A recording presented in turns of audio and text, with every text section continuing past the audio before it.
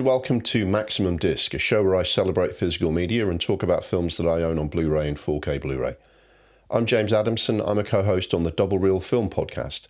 If you like this chat about physical media, please do check out Double Reel. It's a magazine-style podcast made by people who love the movies as much as you do. We think if you check out any episode, you'll come away with a bunch of great recommendations of things to watch from the various topics and films we discuss, instead of just doing whatever the algorithm tells you. But that's the sales pitch for the podcast. Now we're talking about media. Why does that matter? Well, I think it matters because if you care about a film, you need to own it.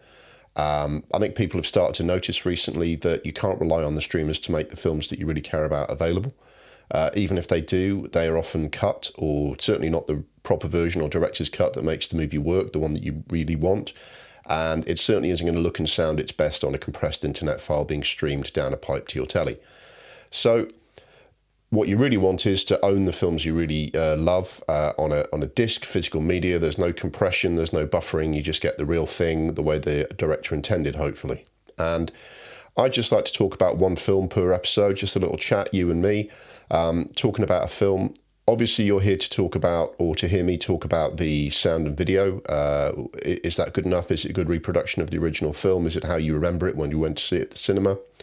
I do go into that. I'm not the most technical of people, but I do talk about what that look and sound is like on the film to help you get a feel for it. I also like to talk about my relationship to the film, my background to it, why I came to watch it, love it, and then decide to own it. And then when I round it all up, I will talk about whether I think this is an essential purchase and help you make your mind up about whether it's an essential purchase for you. And maybe you'll add it to your collection. Today I'm going to be talking about The Shining on 4K Blu-ray, quite a famous film. Let's get into it though. It came out in 1980. It's a psychological horror film, directed of course by Stanley Kubrick. It's co-written by Kubrick with Diane Johnson and adapted from the very famous Stephen King novel. Stanley Kubrick is a director who doesn't need a great deal of introduction. Most people have heard of him. He is a legend of the screen, known for his meticulous and very sort of unsettling, very strong, very dominant films in a number of ways. Big name in films. He started out as a photographer and then moved from still images to moving pictures.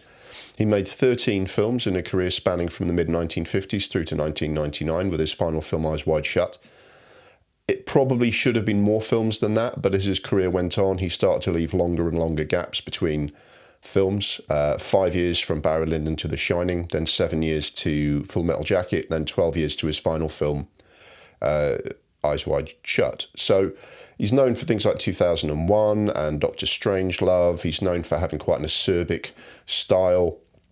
Most people have got an opinion on Kubrick from the films that they've watched, whether it's Clockwork Orange or anything else.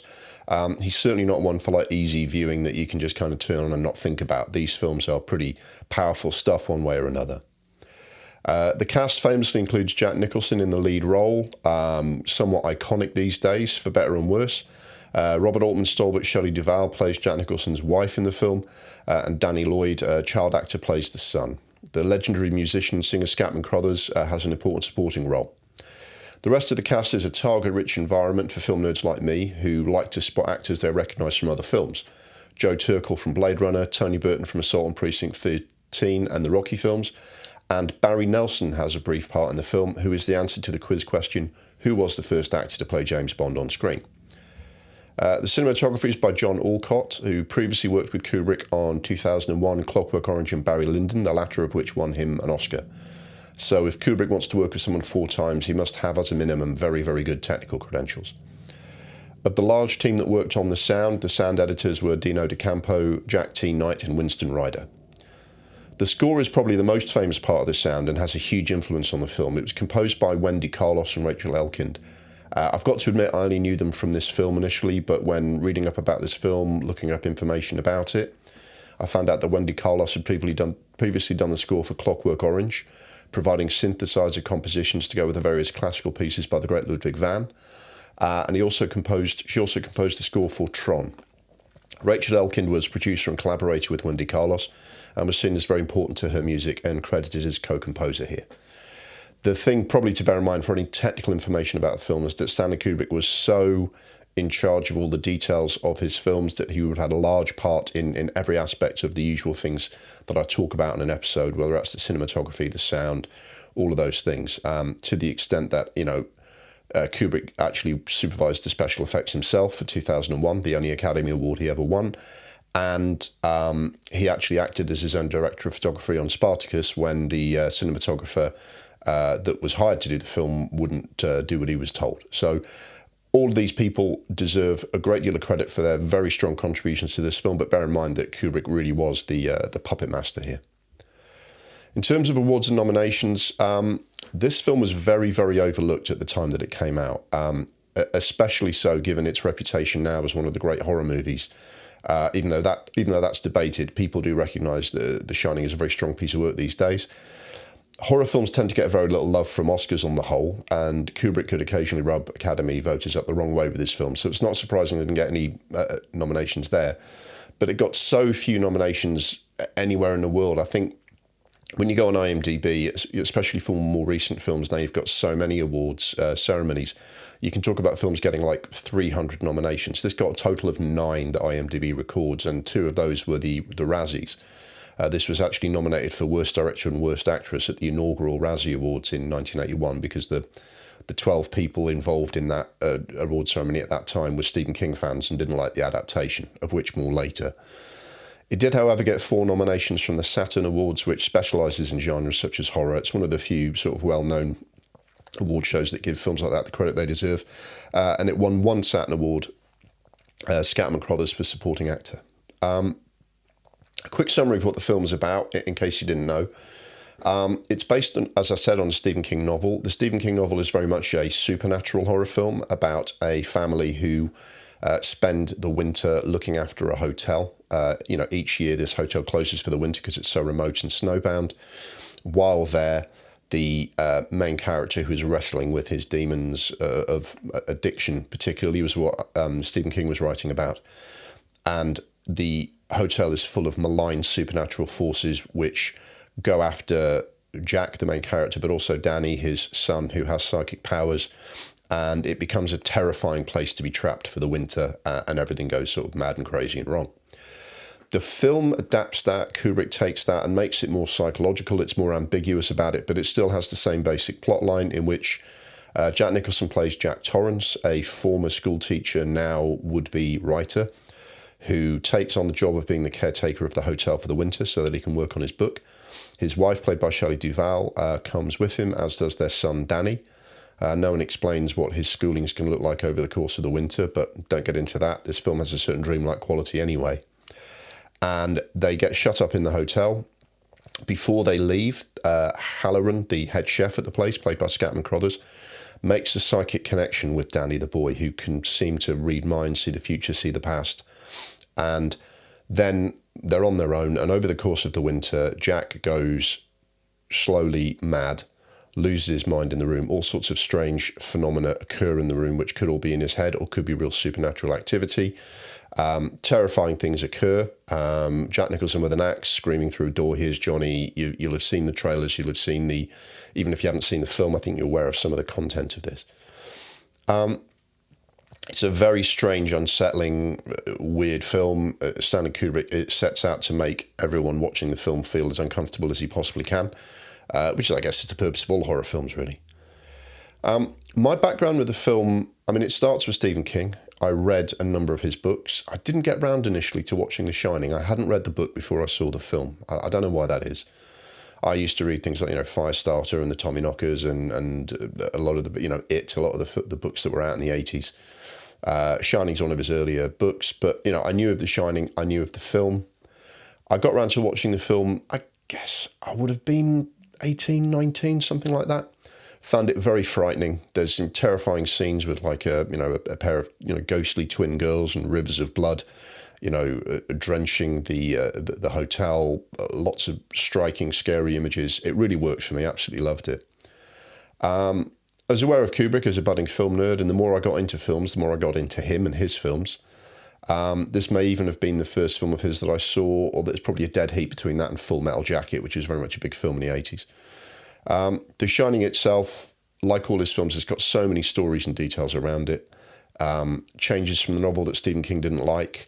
As I said, it's much more ambiguous about the supernatural side of the story. Jack Nicholson's iconic performance, how long it took to shoot it. Stanley Kubrick treated Shelley Duvall quite badly. It was quite a grueling shoot. And it doesn't speak very well of him that he did that. Strangely, he was really good with the kid. The kid had a lovely time, has great memories, didn't even realise he was making a horror film. So Kubrick seems to have personally picked out the people in the film to do things a certain way. This is one of the films where I became aware of Stanley Kubrick's, taking 100 takes and all of that kind of thing, and the obsessive detail around everything. I thought it was also interesting that Stephen King hated this, version of his film. He went and did a mini-series with more editorial control of his own, which isn't anything like as good, because whether or not you think this is a faithful adaptation of the book, it's incredible filmmaking. So it's just one of those ironies that one of the best Stephen King adaptations by Kubrick turns out to be one that King himself hated. I can understand that because I actually, finally got around to reading the book as well and love that. And I think you just have to treat them as two separate things, because King and Kubrick are telling two very different stories, it turns out. As it also turns out, watching the film, you realise that Kubrick is subverting everyone's expectations, not just Stephen King's. Even the opening credits, they seem very bare. They're not like normal film credits in some way. The blue font on some of it just seems really strange. The music is very off right from the beginning. Right at the start of the film, you just start to get a real creepy feeling from the music, but not in a traditional way. He's just doing really different things. There's a really significant subplot involving a key character, which Kubrick brings to an end really abruptly, as if he's not interested in it. So, take your pick from what you like or don't like about this film, because Stanley Kubrick does his own thing. However, if you just watch the film with no baggage, what you get is a very, very unsettling psychological horror film with supernatural hints, all about isolation and madness. Some really good performances, although Jack Nicholson got accused of overdoing it in the film, similar to Pacino in Scarface, I think. But I think it serves the film, or at least the film Kubrick was making. The kid is good, really natural, really believable, considering all the things he's got to do in the movie and how much of the film, is spent on him. And I thought Shelley Duvall was very good in what is really a bit of a thankless role, because in the end she comes across as a bit of a doormat in a lot of ways, and the fact that she's still very sympathetic and strong and you end up following her story more in the end, I think is a credit to her performance. And I also like really Scatman Crothers as the chef. I like how he plays the unthreatening, avuncular black character to his employers, laughing and playing everything down in that way. But then when he's on his own with Danny, he's much more serious, but still very kindly when talking alone with the boy about their shared psychic link. And it's a very, very nice, nuanced performance by Crothers, which I'm no expert, but that idea of black characters needing to be slightly different in different situations for their own protection comes across really well here. And nothing goes into a Kubrick film by accident. So Kubrick obviously had a really nice feel for that. And he chose the takes that he used, so that's what you get.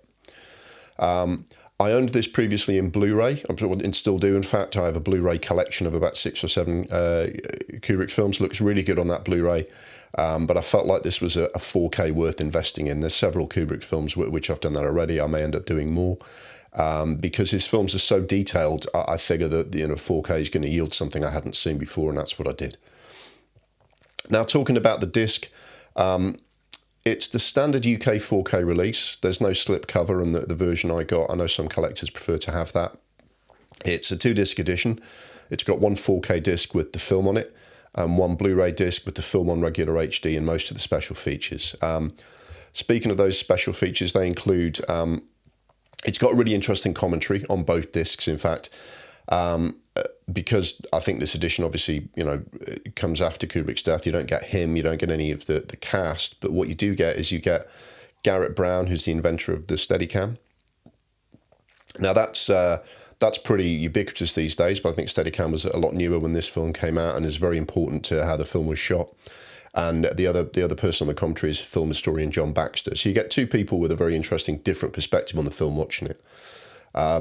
There's a documentary of the making of The Shining is included, which is made by Kubrick's daughter Vivian when she was just 17.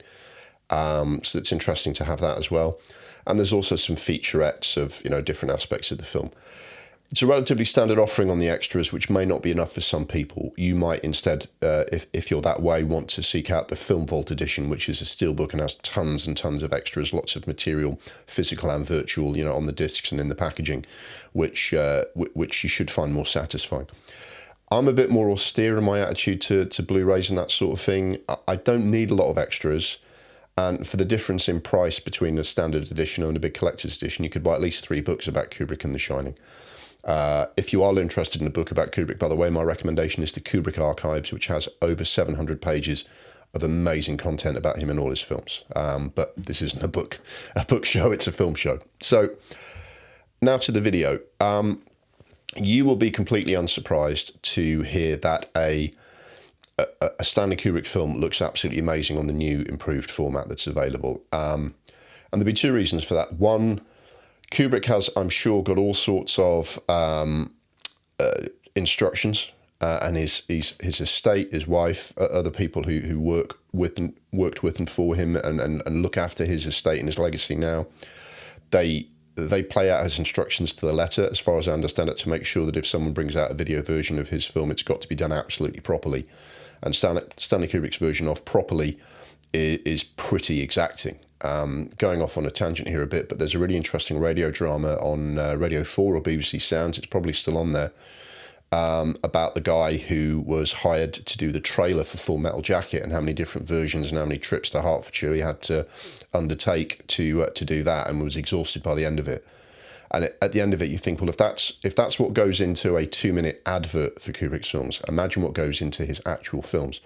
Which means in terms of lighting, shooting, takes, detail, set dressing, every aspect of the film that's gone into it, there's so much in there that when you get his film in a better resolution, you just get more and more out of it, and that's what you get here. So the video is absolutely stunning. It's incredible.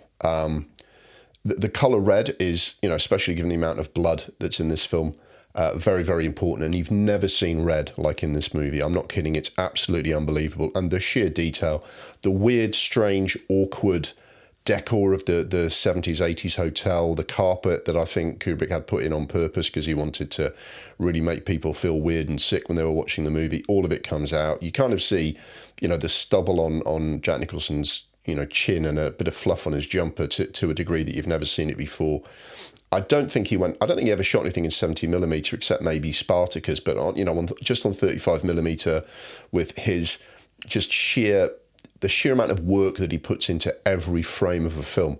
There's just so much to capture, and it's amazing, and every little aspect of it that people have poured over and speculated before. All the stories about Kubrick's films, look at that TV, it hasn't got it's not plugged in. Look at the kid's jumper, is that some reference to the moon landings? All the stories that are about Kubrick. The video is just incredible here. If you're not watching it with someone else and you don't want to annoy, and you don't need to worry about annoying them, you can pause this film any number of times on 4K and just see absolutely everything that you get. Just one thing is this is sometimes called the extended cut, but basically it's the US original theatrical edition of the film, 144 minutes. And every one of those 144 minutes is absolutely packed with visual detail, and seeing that in 4K is just as good as it gets. It's a no-brainer, really, that Kubrick's films will reward an upgrade in format, just because there's so much there to see. The hotel, the snow, the odd Dutch angles, everything that he uses to make you feel weird and horrible while you're watching this film, it looks incredible. It looks amazing. Even though it's got that kind of almost ugly 70s sensibility, it looks incredible. Lots of shots going into the ballroom and just it's like seeing it all for the first time. Again, wonderful, wonderful stuff. As for the sound is also very important to this film. We obviously have to talk about the music, because the music's amazing, because the music is a sound effect in itself. There is classical music that's sort of used in there, but more obscure stuff. There's a lot of synthesizer stuff. There's that really kind of droning, weird, off-putting sounds. I'm not sure I'd put this on to listen to it the way you might with Hans Zimmer's Gladiator score, but it really works beautifully for this film. There's lots of kind of weird, strange sounds which just, make you feel what the characters are feeling in the movie. But also the sound design of the film is really good. And the reproduction here is DTS HD Master Audio 5.1, so it really fills out your speaker system really well. And the things that you notice are when the hotel's really echoey, because there are times when the dialogue is either people speaking to each other across a distance in that big kind of open area where Jack Nicholson is writing and there's stairs at either end of that big room, or the camera is set quite far away from the people who are talking. You hear that echo, and that echo is strange and unsettling, and all the different sounds. Brilliant stuff, absolutely superb stuff. The sound design has obviously had a lot of attention put into it in the original film, and it's reproduced really, really well here. So, you know, even bits like the kids saying "red rum" and all of that creepy stuff, just having that absolutely on full is great. You know, and there are times when, you know, even though I'm familiar with the system, when you feel myself looking over my shoulder saying, what's that sound? Because it really is all over the room, beautifully immersive, stunning stuff. Again, it's not surprising that the sound is even better. It's always been good, right? But it's even better in 4K because Kubrick always put so much into it. And this level of sound, you start to notice things you didn't even notice before. So again, it's another film that repays many, many watches like every Kubrick film does. So terrific sound, beautifully reproduced here. Overall, there might be some discussion about whether you prefer, as a UK viewer, the original 119-minute kind of theatrical cut or the 144-minute extended cut here, because the 2-hour flat version is tighter. But personally, if I like a film like this and it's got so much detail in it, frankly, the more the better. I think the original 144-minute that Kubrick released, he released what he wanted to, he released what he meant to, and I think you should have it all. I think it builds the atmosphere better because it's a long winter and it just gets worse and worse and worse for them as they get snowbound, and Jack Nicholson gets more and more mad, and all the extra detail I think builds really well into the film. I didn't feel it drag in this longer version. I think there might be longer versions still, but this is 144 standard, you know, I think is the standard now. And it's really, really good. It's a brilliant film. What I consider a flaw to the film will always be there, which is that I appreciate this film's a separate piece of art to the original, but I do think it would have been interesting to explore further the original theme that Stanley Kubrick wanted. Instead of Jack Nicholson, a different actor who would be more of an everyman wrestling with his demons. The problem with this film is that from the first 5 minutes, you take one look at Jack Nicholson, you say, you know what, if you coop that guy up in a hotel for the winter with his family, he's going to kill them with an axe because he looks like that, he sounds like that, and it's not a surprise. But that's not what Kubrick's trying to do. But I do think it is the one missing piece. I can understand Stephen King's overall objections to the rest of it. It's much more ambiguous about the supernatural stuff, and I like supernatural horror, and I would probably like to have seen more of that. And yet, they tried to do other versions of this, and it wasn't anything like as good. This is just such brilliant filmmaking by Kubrick. So that small quibble aside, I think this is just an absolutely brilliant piece of filmmaking, an absolute milestone of cinema. And while there is some debate about whether this is a proper horror film, because Kubrick was more about the psychological kind of suspense and everything, it's a really scary film, and I think it's based on a Stephen King novel that was one of his horror novels. It is a horror film. And what it has done is I do think it's inspired a lot of other filmmakers to say, I make horror movies, but I can make horror movies that are as interested in character, story, sound, you know, technical detail to make this film look really, really good. And I think people have always wanted to do that. I think if you look at some of the more B-movie type horror directors, they've always tried to show a little bit more than that. And John Carpenter had great craftsmanship in his films. But when someone like Stanley Kubrick makes a horror film and puts as much effort into making it as absolutely technically amazing as this, I feel like it's strengthened the hand of all the other horror filmmakers who want to do the same, to say, well, if it's good enough for Stanley Kubrick, it's good enough for me. I think that makes it a really interesting film to watch for that reason as well. All the stories around the film are great as well, although a lot of these conspiracy theories are frankly bullshit. He didn't fake the Apollo moon landings. I don't get that at all. But Kubrick does pack his films with details that let you kind of fill in your own feelings anyway. That's natural. Definitely watch this film. Whether it's an essential purchase, look, I think absolutely. I think if you're interested in the quality of films, video and sound on your sound system at home, then Stanley Kubrick films are by and large essential. Whether the standard version is essential versus like a more collector's edition, I think depends on your point of view. For me, it's all about the film. I don't mind dipping into the extras, but I'm not going to spend 3 times the price on some booklets and stuff that I'm not going to look at very often. But if you like a steelbook, if you like an edition with more stuff in it, then the Film Vault version is out there. You might want to get that instead. But an edition of The Shining on physical media is essential to your collection. That's for sure. Which one you buy, that one's up to you. So that's The Shining. That's my take on it. I hope that's helped you make your mind up. I know this is a pretty obvious one. I know a lot of you might already have it already. What I would say is if you already own it on Blu-ray, this is worth the upgrade. That is one thing to say. So maybe that's the best thing I can give you in terms of my summary of this film. I hope you enjoyed it. I hope this was good for you. I certainly enjoyed talking to you about it. Once again, if you like this chat about physical media, please do check out the Double Reel Film Podcast, and ways to find us and our socials will be on the screen in a moment. In any event, I do hope to see you here again soon for more physical media chat right here on Maximum Disc. The Maximum Disc YouTube channel is brought to you by Double Reel, the monthly magazine podcast for the discerning film nerd. If you like our celebration of physical media, please check out the podcast for more chat about the films we love and hate.